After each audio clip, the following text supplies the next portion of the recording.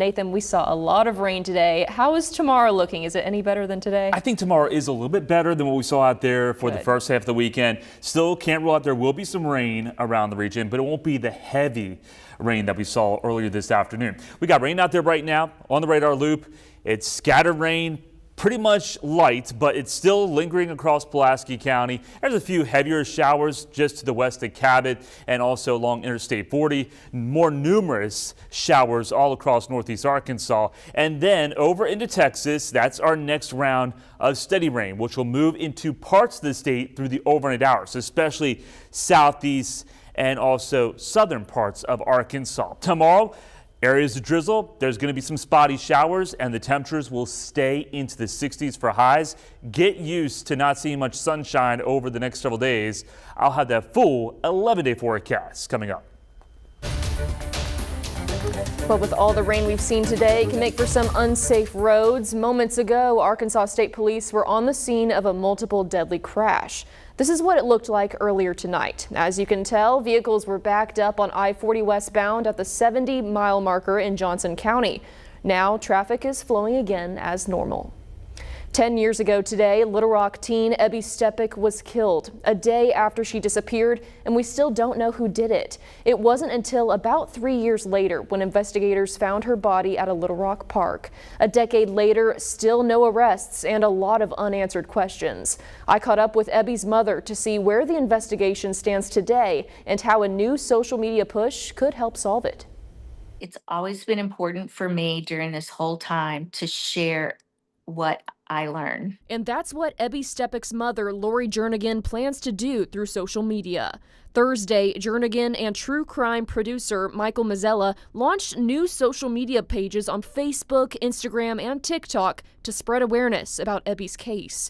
The page, Justice for Ebby Jane, has hundreds of followers and just keeps growing. This is the only place you will get current information, current updates, and all your questions answered about the case. One of Jernigan's goals with the new page, to debunk misinformation. And now she has support from the Arkansas Attorney General's office. Last year, it joined the Little Rock Police Department with the investigation after opening a state cold case unit.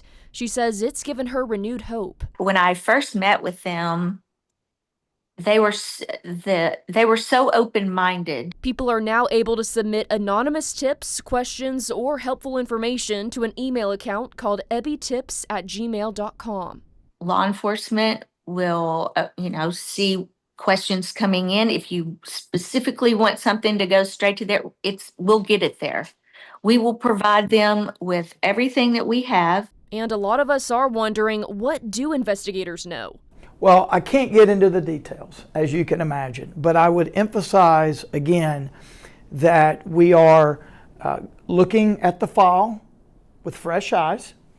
We are re-interviewing some of the witnesses, some of the individuals that were interviewed prior. And using new technology to test DNA. Attorney General Tim Griffin says he wants answers just as much as she does, and his office is doing all it can to find them. It is a comfort to them to know that people in law enforcement, people, elected officials and others, haven't forgotten them. And that's a really important thing. Jernigan says Ebby always fought for what was right, and she's doing the same for her. There's more than one person that knows what happened. That email address one more time is ebbytips@gmail.com. An investigation is underway after 5 people were shot near Howard University in Washington, D.C. yesterday. Police say the victims were taken to the hospital with minor injuries. None of the victims are students at the university. Police say two suspects were taken into custody and 3 weapons were recovered at the scene. The shooting happened while thousands of people were on the university's campus to celebrate homecoming weekend. The National Hurricane Center says Melissa has strengthened and is now a Category 1 hurricane. The storm is currently packing winds of 75 miles per hour as it churns towards Jamaica. With forecasters expecting Melissa to intensify, it could become a Category 4 storm before it reaches Jamaica Monday. It's expected to bring extreme rainfall, powerful winds, and storm surge. The storm could produce as much as 25 inches total in the two countries.